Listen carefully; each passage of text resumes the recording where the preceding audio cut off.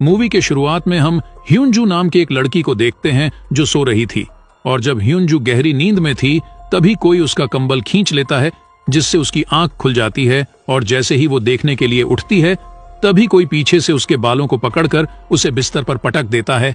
और तभी हम देखते हैं कि ऐसा करने वाला कोई और नहीं बल्कि खुद उसका बाप था।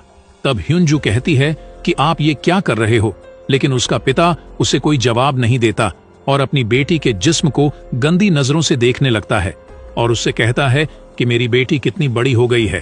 अब ह्यूनजू अपने पिता के मुंह से ऐसी बातें सुनकर काफी डर जाती है और रोने लगती है। उसके बाद वह अपनी बेटी के बालों को छोड़कर उसके चेहरे को छूने लगता है, जिससे ह्यूनजू और भी ज्यादा डर जाती है और उसे कुछ भी समझ में नहीं आ रहा था कि उसके साथ ये हो क्या रहा है। फिर तभी उसके पिता वहां से चले जाते हैं। उसके बाद अगले दिन ह्यूनजू की माँ खाना बना रही होती है। तभी ह्यूनजू यहाँ सोच रही थी कि पिछली रात जो उसके साथ हुआ क्या वह उसकी माँ को बताना चाहिए। इसी दौरान उसकी बहन सोनवू भी अपने कमरे से नीचे आ जाती है और साथ ही उसका भाई भी ब्रेकफास्ट करने के लिए आकर बैठ जाता है। तभी उसके पिता भी ब्रेकफास्ट के लिए यहाँ पर आ जाते हैं और ऐसा बिहेव करते हैं कि जैसे पिछली रात उन्होंने कुछ किया ही ना हो, जिसे देखकर ह्यूनजू सोचती है कि कल रात तो ये मुझे बुरी नजरों से देख रहे थे और आज ये इतने अनजान क्यों बन रहे हैं। इसीलिए ह्यूनजू उठकर वहां से चली जाती है। तभी यहाँ पर उसकी माँ आकर खाना टेबल पर जोर से पटकती है। यहाँ किसी को भी समझ में नहीं आ रहा था कि यहाँ क्या हो रहा है। फिर यहाँ उनकी माँ अजीब तरह से खाना खाने लगती है, जैसे कि वह कई दिनों से भूखा हो। तब उनकी ऐसी हरकतें देखकर उनके बच्चे डरने लगते हैं और उसका बेटा भी खाने को उगल देता है और कहता है कि खाने में बहुत नमक है। पर तभी उनकी माँ उसी खाने को उठाकर पागलों की तरह खाने लगती है। फिर वो अपना खाया हुआ खाना अपने बेटे को भी खाने के लिए कहती है, लेकिन वो नहीं खाना चाहता था, इसीलिए वो अपने पिता की तरफ देखने लगता है। तब उसके पिता कहते हैं कि तुम नहीं खाना चाहते हैं तो मत खाओ, जिसे सुनकर उनकी माँ उनके पिता को गुस्से से देखने लगती है और प्लेट्स को नीचे फेंक देती है, जिससे बच्चे बहुत ज्यादा डर जाते हैं। और उनकी माँ उनसे कहती है कि जो भी मैं बनाती हूँ उसे चुपचाप खा लिया करो। ये कहकर वो काफी जोर से चिल्लाने लगती है, जिसे देखकर उसका बेटा डरकर रोने लगता है। लेकिन अब सवाल ये है कि उनके साथ ये सब हो क्या रहा है। दरअसल वह लोग जब से नए घर में शिफ्ट हुए हैं उनके साथ ऐसे ही अजीब सी चीजें हो रही हैं और उनके पिता हर रात अपनी बेटी के कमरे में जाकर अजीबोगरीब हरकतें करता है। फिर उसके बाद जब सोनवू नहा रही थी तभी उसके पास कोई आकर खड़ा हो जाता है। जब वो शीशे को साफ करती है तो वो डर जाती है। उसकी बहन उसे डरा देती है। उसके बाद वो दोनों अपने कमरे में आती है। तब ह्यूनजू अपनी बहन को अपने पिता के बारे में बताती हैं कि कैसे हर रात वह उसके कमरे में आकर अजीबोगरीब हरकतें करते हैं, जिसे सुनकर सोनवू काफी हैरान हो जाती है कि उसके पिता ऐसा कैसे कर सकते हैं। तभी उनके पिता भी वहां पर आ जाते हैं, जो उनकी बातों को सुन लेते हैं, जिसके बाद वो वहां से एक चाकू उठाकर उनके ऊपर हमला करने की कोशिश करते हैं। पर सोनवू उन्हें धक्का देकर वो दोनों बहनें वहां से भाग जाती है। लेकिन तभी अचानक फिर से उनके पिता उनके सामने आ जाते हैं और वह सोनवू के बालों को पकड़कर वहां से नीचे फेंक देते हैं। तब वह सीढ़ियों में गिरकर वहीं बेहोश हो जाती है। तभी उसकी बहन ह्यूनजू डरकर वहां से भाग जाती है और एक जगह पर आकर छुप जाती है। तब उसके पिता एक हथौड़ा लेकर उसे ढूंढने लगते हैं। फिर वही दूसरी तरफ सोनवू को भी होश आ जाता है और वह अपनी बहन को ढूंढने लगती है। लेकिन जब वह पीछे मुड़कर देखती है तो उसके पिता एक हथौड़ा लेकर उसके सामने खड़े होते हैं और वो उस पर हथौड़े से हमला करने ही वाले होते हैं कि तभी ह्यूनजू जोर से चिल्लाती है, जिससे उसके पिता रुक जाते हैं। तभी ह्यूनजू एक बैट से अपने पिता को जोर से मारती हैं, लेकिन उसके पिता को कुछ भी नहीं होता और गुस्से में वह उसके ऊपर भी हथौड़े से हमला करने लगते हैं। और तभी नीचे से उनके असली पिता ऊपर आने लगते हैं, जिसे देखकर उनका बहरूपिया हथौड़ा फेंककर दूसरे कमरे में चला जाता है। फिर उनके पिता ऊपर आकर अपनी बेटियों को देखते हैं, जो उनसे डरकर पीछे हट रही थी। तभी उनके पिता दरवाजे पर हुआ एक बड़ा सा छेद को देखते हैं और उनसे पूछते हैं कि क्या तुम दोनों यहाँ पर लड़ाई कर रही थी। लेकिन वो दोनों कोई भी जवाब नहीं देते। और तभी उनका भाई यहाँ पर आता है। तब वह दोनों बहनें उसे यहाँ से भागने को कहती हैं। फिर तभी पीछे से उनकी माँ वह हथौड़ा उठाती है और उनके पिता के पास जाकर उन पर हमला करने लगती है। तभी उनके पिता उसे रोकने की कोशिश करते हैं, लेकिन वह उन्हें धक्का मारकर गिरा देती है, जिसके बाद वह काफी डरावनी स्माइल देने लगती है और टूटे हुए कांच पर पैर रखकर अपने रूम में चली जाती है। लेकिन तभी नीचे से उनकी माँ आवाज देकर ऊपर आती है और उनसे पूछती है कि ये सब क्या हो रहा है। लेकिन सभी लोग उनसे डरने लगते हैं। तभी उनके पिता डरते हुए रूम का दरवाजा खोलते हैं, लेकिन रूम में कोई भी नहीं होता। पर उनके पिता फ्लोर पर पड़े हुए हथौड़े को देखते हैं, जिसके बाद उनकी माँ अपने बच्चों से पूछती हैं कि क्या हुआ, लेकिन वो तीनों अपने माँ से डर रहे थे। फिर अगली सुबह उनके पिता अपने भाई को घर बुलाते हैं, जो चर्च का एक फादर होता है, और अगले दिन वह उनके घर आता है।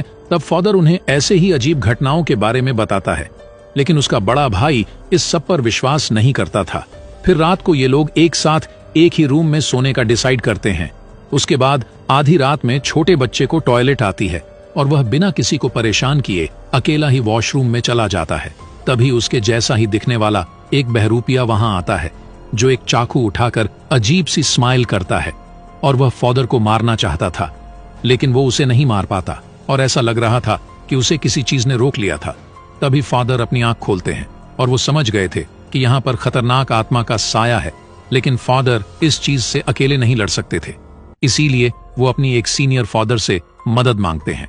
फिर सभी सीनियर बैठकर बात करते हैं कि आखिर इस फैमिली को उस आत्मा से कैसे बचाया जाए, और वह सभी मिलकर एग्जॉर्सिज्म करने का फैसला करते हैं।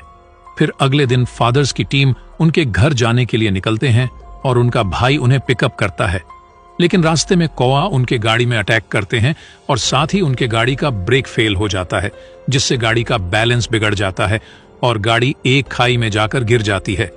फिर दूसरी तरफ उनके पिता सोनवू को बेड से बांध देते हैं। तभी बच्चों की माँ उन्हें समझाने की कोशिश करती है, लेकिन वो कहते हैं कि ये सब ठीक करने का बस यही एक तरीका है। फिर आधी रात को फादर खून से लथपथ होकर उनके घर आते हैं और बताते हैं कि सभी फादर्स मारे जा चुके हैं, इसीलिए अब जो भी करना है वह हमें ही करना होगा।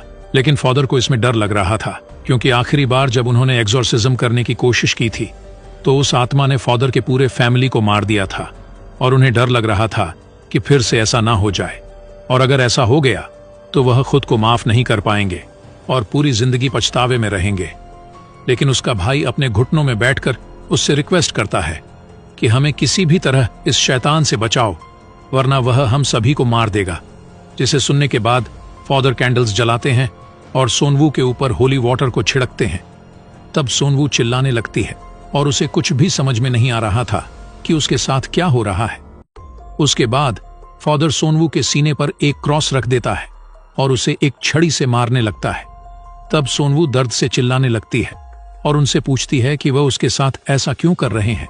तभी फादर अपने भाई से कहता है कि क्या तुम अभी भी ये सब जारी रखना चाहते हो, जिस पर वह अपनी बेटी का पैर कस के पकड़ता है ताकि वो हिल ना पाए। फिर फादर उसको छुरी से जोर जोर से मारने लगता है। तब सोनवू काफी चिल्लाती है और रोने लगती है, जिसे देखकर उसके पिता भी रोने लगते हैं, और फादर अलग अलग छड़ी निकालकर उसे मारते ही जा रहे थे। तब सोनवू दर्द के कारण बेहोश हो जाती है, और वहीं दूसरी तरफ जहां एक्सीडेंट हुआ था वहां पुलिस पहुंच जाती है, और हम देखते हैं कि उन फादरों के साथ उसका भाई भी बेहोश पड़ा हुआ था।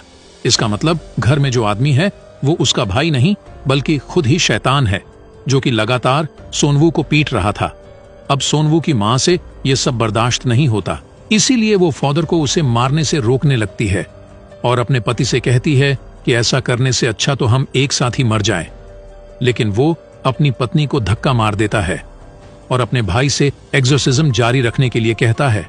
तभी उसकी पत्नी उससे कहती है कि तुम डरपोक हो जो गलत का साथ दे रहे हो, जिससे पति को गुस्सा आ जाता है और अपनी पत्नी का गला दबाने लगता है। तभी पत्नी एक कांच का गिलास पति के सर पे दे मारती है।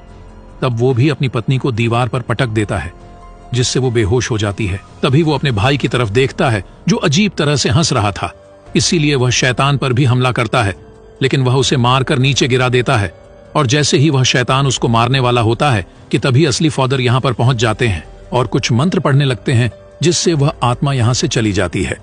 उसके बाद सोनवू स्टोरेज रूम की तरफ जाने लगती है, जो काफी बुरी तरह से जख्मी थी, और अपने पिता की तरफ देखते हुए पूछती है कि तुमने मुझे इतनी बुरी तरह मारने क्यों दिया। तभी फादर सोनवू के सामने एक मिरर रखते हैं, जिससे सोनवू के शरीर से वह शैतान निकल जाता है। तब फादर उस शैतान को अपने शरीर के अंदर ले लेता है और अपने भाई से उसे मारने के लिए बोलता है, जिस पर उसका भाई टूटा हुआ क्रॉस उसके सीने में घुसा देता है, जिससे वह फादर और वह शैतान एक साथ दोनों मारे जाते हैं। और इसी के साथ ये मूवी यहीं पर खत्म हो जाती है।